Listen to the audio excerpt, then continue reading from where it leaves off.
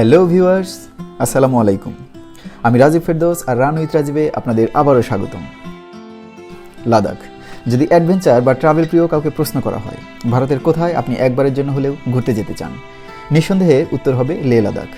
হ্যাঁ ভিউয়ার্স, আমারও একবার সুযোগ হয়েছিল এই লে লাদাখ যাওয়ার, আর আপনাদের বেশ কিছুদিন অপেক্ষায় রেখে শুরু করছি আমার সেই লাদাখ ভ্রমণ সিরিজের প্রথম পর্ব।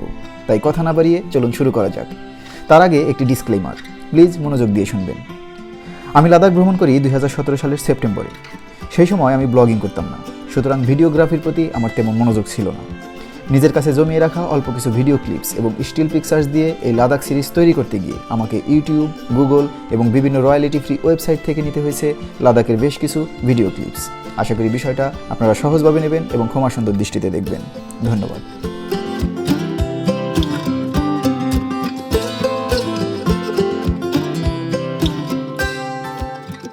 সো ভিউয়ার্স, লাদাখ ভ্রমণের উদ্দেশ্যে আমরা প্রথমেই কাশ্মীরের শ্রীনগর সিটি থেকে রওনা হই কার্গিলের উদ্দেশ্যে।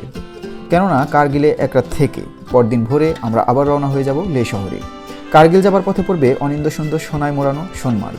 আমরা সিদ্ধান্ত নেই কার্গিল যাবার পথে সোনমার্গটাও যতটুকু পারি দেখে নেব। শ্রীনগর থেকে প্রায় 54 কিলোমিটার দূরে অবস্থিত সোনমার্গ, আর শ্রীনগর থেকে কার্গিলের দূরত্ব প্রায় 200 কিলোমিটার। আমাদের পাড়ি দিতে হবে এই পুরো 200 কিলোমিটার রাস্তায়। মাঝখানে সোনমার্গে আমরা কিছুক্ষণ যাত্রা বিরতি দেব, তারপর দু একটি স্পট ঘুরে দেখে আবার ছুটে চলব কার্গিলের উদ্দেশ্যে। এই সোনমার্গ কাশ্মীরের একটি অসাধারণ ভিজিটিং প্লেস, কিন্তু আমি আমার বিগত কাশ্মীর সিরিজে সোনমার্গ পর্বটি দেখাইনি। যারা দেখতে চেয়ে অনুরোধ করেছিলেন তারা এবার দেখে নিতে পারেন।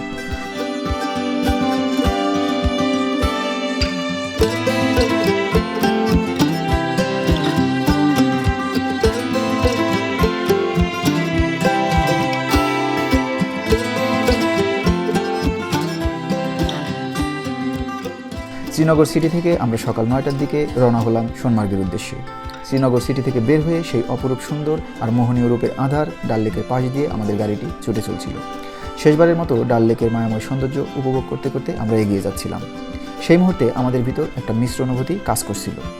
একদিকে কাশ্মীরের স্বর্গীয় সৌন্দর্য পিছনে ফেলে সামনে এগিয়ে যাওয়ার বিষাদভরা অনুভূতি, অন্যদিকে লে লাদাখের লাল পাহাড়ের হাতছানি। সব মিলিয়ে এক ঘোর লাগা অনুভূতিতে আমরা আচ্ছন্ন ছিলাম। আগেই বলেছি শ্রীনগর থেকে কার্গিলের দূরত্ব প্রায় 200 কিলোমিটার। সোনমার্গ হয়ে যেতে প্রায় সারাদিন লেগে যায়। যেতে পারেন আপনি দুইভাবে। যদি 6 থেকে 8 জনের একটি গ্রুপ হন তবে আমি বলবো আপনারা গাড়ি রিজার্ভ করে চলে যান। এক্ষেত্রে গাড়ি ভাড়া পড়বে 8 থেকে 12,000 রুপি।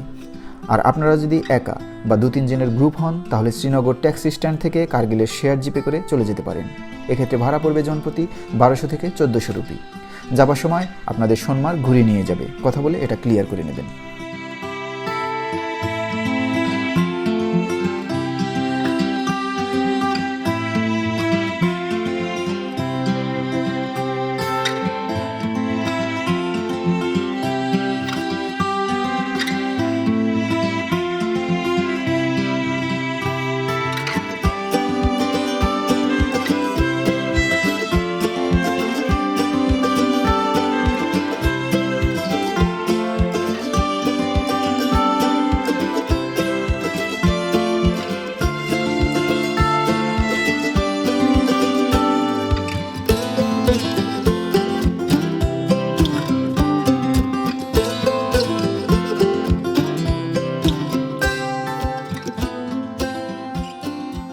শ্রীনগর থেকে সোনমার্গ যাওয়ার পথটুকু ছিল অসাধারণ।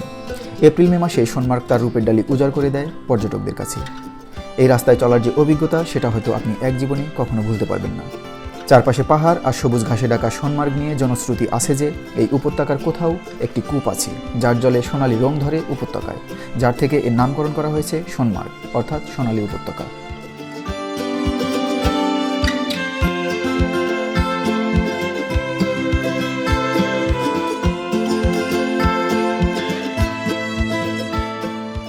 এই পথে চলতে চলতেই আমাদের সাথী হলো সিন্ধু নদী। ভারত পাকিস্তানের মধ্য দিয়ে যুগ যুগ ধরে অভিন্ন ধারায় প্রবাহিত হওয়া এই সিন্ধু নদী আপনাকে শুধু মুগ্ধই নয়, করবে বিমোহিত। আর তাই হয়তো রবীন্দ্রনাথ কাশ্মীরে বেড়াতে এসে এই সিন্ধু নদীর বাঁকে দাঁড়িয়ে বলেছিলেন, এইটাই হচ্ছে প্রকৃত কাশ্মীর। এই পথে চলতে চলতে চাইলে গাড়ি থামিয়ে নেমে যেতে পারেন এই সিন্ধু নদীর বাঁকে। নদীর বরফ শীতল পানিতে একটু হাত ভিজিয়ে সেই শীতল অনুভূতিটুকু সাথে নিয়ে আবার চলতে পারেন সামনে স্বর্গীয় হাতছানিতে। তবে যাই করবেন সাবধানে করবেন।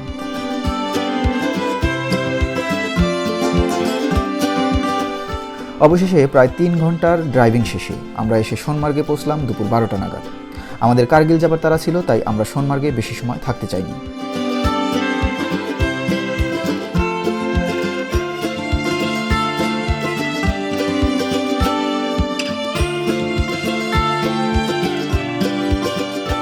সোনমার্গে ঘোরার জায়গা আছে বেশ কয়েকটি, এর মধ্যে থাজিওয়াস গ্লেসিয়ার অন্যতম। সোনমার্গ থেকে ঘোড়ায় করে অথবা পায়ে পায়ে পৌঁছে যাওয়া যায় থাজিয়াস হিমবাহের কোলে। শীতের সময় এখানে সবাই বরফ নিয়ে মেতে ওঠে। আপনি বছরের যে কোনো সময় এলে অন্তত এখানে বরফ পাবেন। জুন থেকে অক্টোবর মাসে এই হিমবাহের কোলে চা কফির দোকান বসে। সেই সময় এলে মন ভরে ছবি তুলবেন আর চায়ের কাপে চুমুক দেবেন যতবার ইচ্ছা। এই থাজিওয়াস গ্লেসিয়ারে যেতে যেতেই আপনাদের চোখে পড়বে বলিউড মুভি সালমান খান অভিনীত বজরঙ্গি ভাইজানের শুটিং স্পট। এই সিনেমার শেষ দৃশ্যের শুটিং হয়েছিল এখানেই।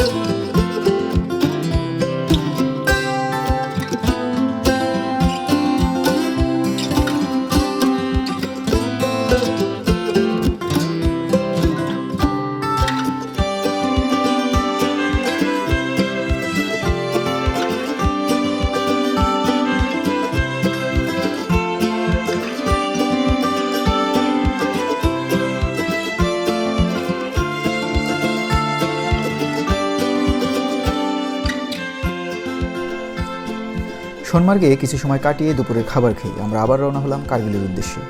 সোনমার্গ থেকে কার্গিলে যাওয়ার রাস্তাটি ছিল খুবই ভয়ঙ্কর এবং সুন্দর। এই পথেই পাড়ি দিতে হয় পৃথিবীর অন্যতম ভয়ঙ্কর রাস্তা জজিলা পাস। সোনমার্গ থেকে জজিলা পাসের দূরত্ব 9 কিলোমিটার এবং এটি কাশ্মীর এবং লাদাখের মধ্যে একটি গুরুত্বপূর্ণ সংযোগ স্থাপন করেছে। জজিলা হচ্ছে জম্মু কাশ্মীরের সর্বোচ্চ উপত্যকা, যার উচ্চতা 11,575 ফিট এবং যা পার হতে ড্রাইভার এবং যাত্রী সবারই বুক ধড়ফড় করবে। যখন তখন পাথর গড়িয়ে পড়া, বরফ গলা জল এসে রাস্তা ভিজিয়ে দেয়া, রাস্তা ধসে পড়ার ভয় ইত্যাদি এই রোডের নিয়মিত ব্যাপার। তবে শীতকালে প্রচণ্ড তুষারপাতের কারণে এই রাস্তা প্রায় 6 মাস বন্ধ থাকে।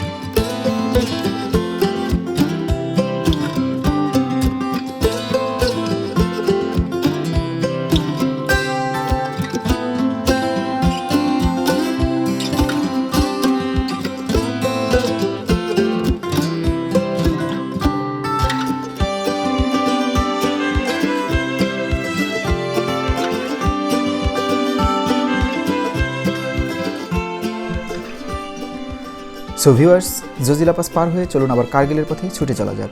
আর যেতে যেতে আমি আপনাদের কাছ থেকে আজকের মতো বিদায় নিচ্ছি।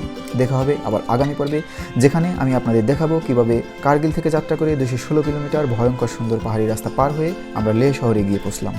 সে পর্যন্ত ধৈর্য ধরে অপেক্ষা করুন। আর জানি না আজকের ভিডিওটি আপনাদের কাছে কতটুকু ভালো লেগেছে, তবে আমি চেষ্টা করেছি যতটুকু পারা যায় তথ্যপত্র তুলে ধরতে। আশা করি আপনাদের ভালো লেগেছে। যদি ভালো লেগে থাকে তবে আমার চ্যানেলটি দয়া করে সাবস্ক্রাইব করে পাশে থাকা বেল আইকনটি প্রেস করে দেবেন, যাতে করে নতুন নতুন ভিডিও আপলোড হওয়া মাত্র আপনাদের কাছে নোটিফিকেশন চলে যায়। তাহলে আপনি আর আমার একটি ভিডিও মিস করবেন না। সেই সাথে লাইক, কমেন্টস এবং শেয়ার করতে ভুলবেন না, কারণ আপনাদের কাছ থেকে পাওয়া লাইক আমার চ্যানেল গ্রো করার জন্য ভীষণ সহায়ক, এবং আপনাদের কমেন্টস আমাকে মেন্টালিভাবে নতুন নতুন ভিডিও বানানো এবং নতুন নতুন জায়গায় ট্রাভেল করার জন্য ভীষণ অনুপ্রেরণা দেয়। যদি এই ভিডিওটি ভালো না লেগে থাকে তবে হতাশ হবেন না। আমি কথা দিচ্ছি সব কিছু ঠিকঠাক হয়ে গেলে ইনশাল্লাহ আবার লেহ লাদাখ ভ্রমণে বের হব এবং আপনাদের মন ভরিয়ে একটি সিরিজ উপহার দেব। সেই পর্যন্ত সবাই ভালো থাকবেন, সুস্থ থাকবেন, ঘরে থেকে যথাযথ হোম কোয়ারেন্টাইন মেনে চলবেন। সবাইকে অসংখ্য ধন্যবাদ। আল্লাহ হাফিজ।